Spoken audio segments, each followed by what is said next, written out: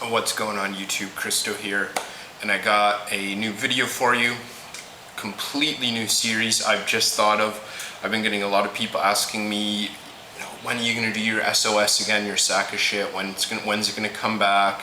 When are you gonna do the next installment, etc., etc. And I've kind of said the same thing to everybody. I've gotten really strict on my blind buying policies, so I'm definitely not buying as many bottles that are worthy to be in the sacco shit. So I thought what I would do instead is to kind of take a different approach, because I'm in favor of doing negative reviews or negative videos, finding faults with fragrances. So I thought I'd do something I'm going to call Hypebuster, and I'm going to take fragrances that have been really heavily hyped, either in the past or are still today being hyped or just recently being hyped, and I'm going to find faults in them. Now, these aren't necessarily going to be bad fragrances. A lot of these in here, I've got 12 to 15 in here.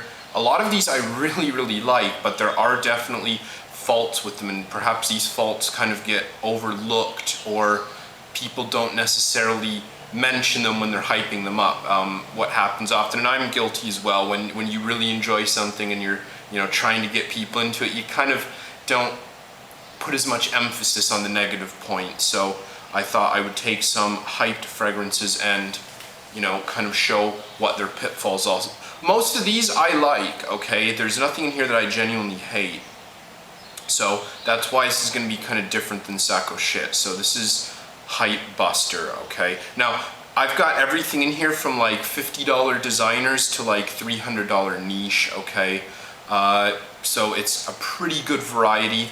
I want to say as well before I get started, these are by no means attacks on any reviewer that has ever hyped these, nor anyone in the community that really enjoys them or loves them quite vocally. This is just me giving my honest opinion. I think, people who kind of tend to get swept up in the hype hysteria, they should be able to see the opposing points of these fragrances or hear what is actually, a negative side of them. So let's get into it. I'm gonna do 3 or 4, we'll see how long it takes. So first fragrance is, okay, now this one, I don't even know if you're gonna be able to see it on my crappy camera. I've got T42 from L'Artisan Parfumeur. And this fragrance is virtually untouchable. It's has this like amazing iconic stature that, to make it even better now, has been discontinued, so its desirability has just gone up. It's escalated even more. Now it's funny because this was the first fragrance I ever tried from L'Artisan, and I was really excited about it because I think I got a decant from someone in Jakarta while it was like in the prime of its hype, and he sent it to me and told me, he's like, check this out, I think you're gonna love it. And he sent me the decant, and I was just so excited to try it. I had heard so much about it. I had heard it compared to Gucci Pour Homme 2, which I really love, and I was absolutely mortified by it. I really actually hate it. I thought it was disgusting, and I found it disgusting in the sense that it's just not something I want to smell like. I think it was well made. I think it uses quality ingredients like L'Artisan are famous for, but it smelled like spicy chai tea, and chai tea is like a traditional Indian drink. And the thing is, I actually like chai. I really like chai a lot, but that's it. I like to drink it. I don't want to smell like it. And to me, T42, it really does smell like you were drinking a cup of chai in your car and went over a speed bump and spilled it all down the front of you. That's what it makes me think of, like someone just spilled their chai on themselves. And like the big difference, in my opinion, that makes it different from Gucci Pour Homme 2, which I love, is that it has this spicy creaminess to it, and I really do not like it. I really don't like it. So, maybe a bad example for my first Hypebuster, because I really do hate T42, but I think that is probably the only one that I genuinely hate from my Hypebuster series. Okay, next. got, this is another, and this is very highly regarded fragrance, not just on YouTube, but in a lot of places. This is Green Irish Tweed from Creed. Now this one I love. Quite on the other hand of Tea for Two, I love Green Irish Tweed. I think Green Irish Tweed is a fantastic scent, but the big shortcoming in my book, well actually there's two. The first one is the longevity. I only get about 4 or 5 hours, and for what is billed as an EDP, I just have a fancy name for it. It's not enough. And you know, the thing is, Green Irish Tweed does have substance to it, so it's, you know, not like your atypical fresh, clean scent that you kind of expect to get, you know, just whisked away off you in 3 or 4 hours. It seems to have, you know, a little bit more substance to it than that, but it doesn't. My second big fault with this is the kind of last 2 hours of the fragrance just kind of turns into this boring powderiness. It's just kind of like nondescript, boring bass notes. The opening of Green Irish Tweed, the first 2 to 3 hours, amazing. I love it. It reminds me of like leather or suede or tweed soaked in violet water with a bit of, you know, fresh citrus, the verbena in it. And I just love it. The first 2 or 3 hours of Green Irish Tweed, amazing. After that, hour 4 or 5, boring, powdery, and then it's gone.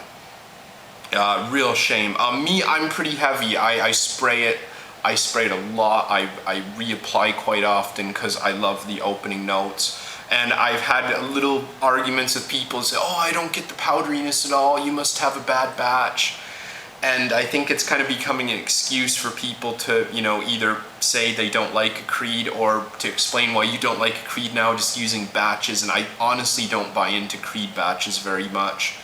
There definitely are differences. You know, there's different numbers, those are batches, but I genuinely don't think the smells differ that dramatically. But there's something else in here that I'm going to talk a lot more about batches with later. So let's see what the next one is. This is an untouchable, if you will. This is Musk Ravager from Frederick Malt. And this one still, I honestly don't think I have seen a negative review on this on YouTube. There may be some kind of tepid at best reviews, but I don't think I've seen anyone pan this at all. And the funny thing is, like, you know, of course, when something gets hyped up as much as that does, and it's being called like the ultimate panty dropper, you know, I had to try it. I really, really had to try it. And, you know, as fate would have it, one of my subscribers, viewers, he got a bottle of it. He bought a bottle directly from the Frederick Malt site, very expensive, and he didn't like it, and he was offering to send it to me for free because he was a fan of my channel. I was, oh yeah, I'd be very happy. I'd be, you know, very, very, you know, thankful if you sent it to me. He sent it to me, and I tried it, and I was just like, man, this is awful. It's just, I didn't even know how to describe it. The problem to me was that the cinnamon and the clove really clash. I didn't like it. I don't particularly like clove notes, so that's a big, big red light for me on this one. But, you know, obviously I had to try it before I could pass judgment, and I didn't like it. I didn't like it at all. And actually, I've compared this several times to a fragrance that is much, much, much cheaper and slightly more accessible. I actually find Musk Ravager to smell quite a lot like Boucheron's Jaipur, which I actually put my #1 under the radar winter fragrance last year, and I do find they have very, very strong similarities between the two, but Jaipur doesn't have the clove note that bothers me so much. And you know, you can get like the EDP version of that for like $60 or less. 100 ml Musk Ravager from the Frederick Malt site is well over $200. That said, you know, I will definitely admit it is very well made, very high quality ingredients, and I think I might like it if the clove note was taken out, but it's there and it's very prominent and it really bothers me. Actually, funny story about this, I was doing kind of blind testing with my wife, and I was giving her, you know, a mixture of niche and designer and kind of fresh and spicy and whatever, and I was getting her reaction from them, and I gave her Musk Ravager and she was just like, ugh. And I asked her to describe it, and she said it smelled like dirty socks, and I actually can agree with her. I don't know where the notion of it being the ultimate panty dropper comes from. You know, it takes a heck of a lot more than you know, a perfume to get a girl to drop her panties.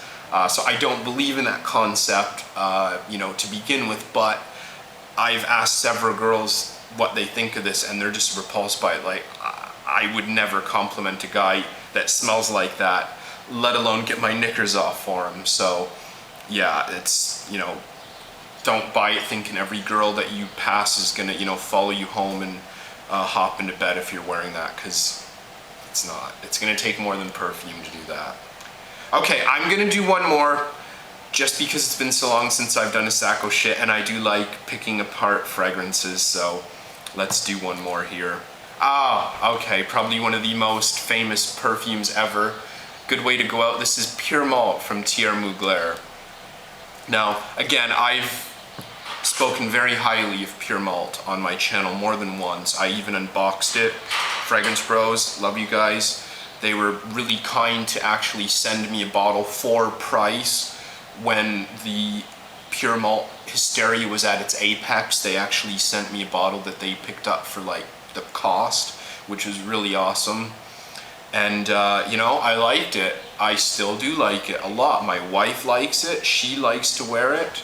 The only thing is though, when the hype, you know, just soared to like these, you know, unheard of levels in the community, people were paying insane prices because it was a limited release.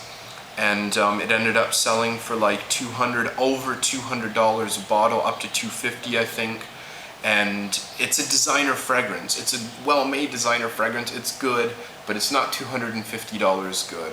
Like I meant, you can get Frederick Malls for the same price. It's just not worth it. Great fragrance, great designer fragrance, I'll say that. That's it. It's kind of sweet. It's got some fruity, berry-like qualities. I actually don't even find it to be particularly boozy or malty or anything, but it is good. It's a very good fragrance. I actually find it similar to Pure Havane if you're looking, and if you see Pure Havane, I think they're actually pretty similar, but Pure Havane has a very strong vanilla note. So, there's 4 hyped fragrances that have been busted. I hope you enjoy it. Remember, this is no hate towards anyone at all. I would love to hear what you guys think of these, if you agree with me, if you disagree, if you do think they're worthy of the hype. And as well, I am really, really open to suggestions to put in my Hypebuster series. I would love to know what you guys think deserve to go in with the others. So, I'll probably see you again soon. Take care.